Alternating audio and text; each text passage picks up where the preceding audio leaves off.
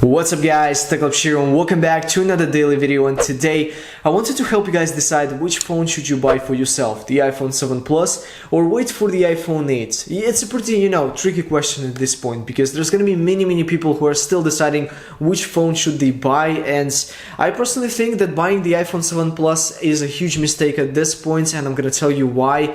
And yeah guys, hopefully my personal opinion will be helpful for you, and without any further ado, let's go ahead and get started. So first of all, of course, the design. As you know, the latest trends speak for itself. So the iPhone 7 Plus has really big bezels on the top, on the bottom, and on the sides. So as you can see, this is really big. So if you compare this phone to the Samsung Galaxy S8 or let's say the LG G6, they actually have smaller bezels and much more screen on the front side of the phone. So these are the latest trends in the mobile technology. But not only that, they're trying to make the screen bigger while making the whole body and the footprint of the phone actually smaller. So they're trying to shrink the bezels and shrink the body of the phone to make just a little bit, comfortable to hold in the hands, which I cannot say about the iPhone 7 Plus. And just imagine in a few years you're gonna be saying like, why the heck did I buy the iPhone 7 Plus? New smartphones look like this, the front is covered with the display, and old ones are just,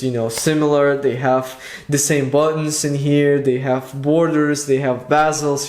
It's kind of better to wait for the iPhone 8 and then keep it for maybe 3 years and not be paying for the new iPhone every single year, with just kind of buy this one and keep it for a couple of years more. So if you have never used the iPhone 7 Plus, you don't know what kind of a problem this is. So just putting this phone into your pocket or trying to tidy your shoes while you're sitting is a huge problem for me personally. I'm not a tall person, I'm not a big person, so my pockets are pretty small, and I feel this phone while I'm even walking on the street. So this is kind of like a brick for me. Yeah, this is kind of a brick, and it's pretty big for me. So I'm still gonna wait for the iPhone 8, and hopefully this is gonna be really smaller. And if you take a look at the prices, the iPhone 7 Plus now retails at about $700, and before, in a few days after the release, it was about $1,000, $1,200, around something like this, because those people who were able to get it charged the premium for it, of course. But after the iPhone 7s and the iPhone 8 are gonna be released, I'm pretty sure Apple will drop the prices for the iPhone 7 and 7 Plus. So I think the iPhone 7 Plus will retail at about $600 and the iPhone 7 Plus at around $550. So what it means is that you are actually buying this phone now at a full price, while there are only 2 weeks left until the actual keynote. So think again before buying this phone, because you're gonna lose about $200 after you're gonna buy this phone and use it for 2 weeks. And I know how you may feel right now. Don't get your emotions take control over you. I know, I remember my own feelings when I finally got this phone. I was working super hard to finally get it. This was actually my dream. So in the first 2 minutes and then a few weeks, you're gonna feel so great that you finally achieved something you've been working on for the last, let's say, couple of weeks or even months or even years.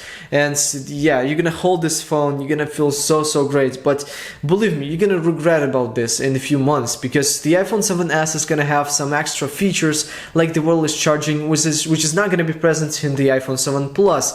And the wireless charging is gonna be just groundbreaking. This is like the best feature probably that I have expected so far. Think again how many features the iPhone 8 will get. So apart from the wireless charging, there's going to be more features like facial recognition, then of course the build quality, this display, and the overall feel and look. For extra $300, you're going to get so much more than just the iPhone 7 Plus that is pretty old. Now the next reason, which is connected to the previous one, again the features, is the comparison between the iPhone 6s and the iPhone 7 Plus. There are not many features that were added from the iPhone 6s to the iPhone 7 Plus. Just take a look at this one. We got a dual camera setup, of course, and we got the solid state home button, and not much more. So we still have the same Taptic engine. Yes, we have the 3D touch. So the most remarkable device probably in the last couple of years, was the iPhone 6s, because it packed the new Taptic engine, the new 3D touch display,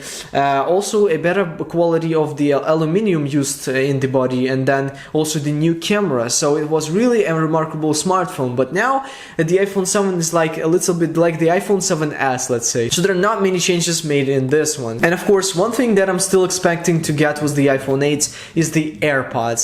You know, I really want some AirPods to actually buy them in the near future, but I'm still waiting for the iPhone 8 because we might see the actual AirPods included in the box with the iPhone 8, and that's because of this price. You know, it's going to be priced at around $1,000, and of course there is a huge chance that Apple will finally get the AirPods into this box, so that's the only reason why I'm not buying them right now. And yeah, it's kind of a good reason and time to actually buy the iPhone 8 because you're getting some new technologies not only in the iPhone itself but also in the accessories as well. And finally, if you ask me what I am going to buy after the Apple's keynote, so again, we'll see. So I'm really curious what the Apple is going to include in the box with the iPhone 8. If there's going to be AirPods, I'm going to think about this because, you know, this is going to be $1,000 minus $150. It's already $850, so it's not $1,000. So I will know that I'm paying for AirPods as well. But at this point, I have much more things which are prioritized for me. You know, of course, I would really love to have the latest and greatest, but personally,